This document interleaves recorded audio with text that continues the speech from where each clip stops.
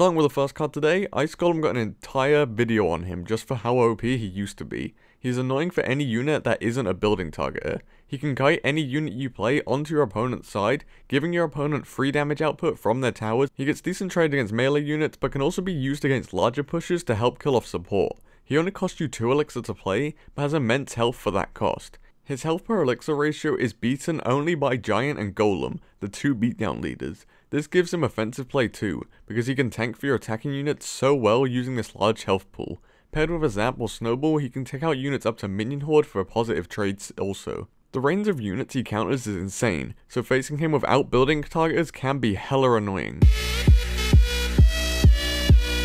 Slot number 4 goes to Inferno Dragon. This guy can shut down literally any tank in the game, and only costs 4 elixir. From golems to giants, nothing's out of the DPS range of Inferno Dragon. The fact that it flies means that it can take out entire ground-based pushers without being damaged. It has almost 1300 health, so it won't die to even lightning, and this would be a negative trade even if you did so. With the only spell countering it being Rocket, you're either forced to play into it or find another way of winning that game that doesn't involve your tank. If beatdown decks are ever too good, you bet Inferno Dragon will see a rise. He also offers counterattack after, and has the potential to take down your entire tower if unanswered, and this is probably after killing your main tank.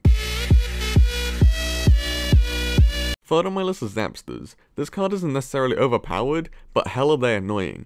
Giving you a potential 1.5 seconds to stun every 1.6 seconds, this card is so annoying to face if you have a heavy push. The only way most troops can get to them is in the charge up time of their first attack, but if they're played in the back, you essentially need to be using spells on them.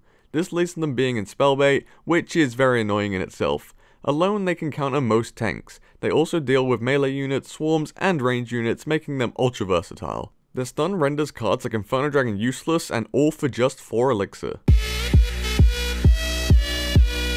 Well, this card had to be on it somewhere, which has been hella overbuffed. Despite the devs denying this with their statistics. She's spell resistant now, meaning you'll need to be spending 6 elixir or more to stop her getting any value. She does very minimal damage, but it's still enough to deal with most swarms. Against ranged and melee units, the skeletons are OP at drawing and distracting the attacks of units. Every 5 seconds she gives you 3 skeletons, meaning a value of 1 elixir comes from the witch every 5 seconds. These can distract and also build up behind a tank. Alone, the witch can definitely take a tower. For 5 elixir, she's an ultimate defender with a deadly counter push that's also spell resistant. This clip alone says enough, to be honest.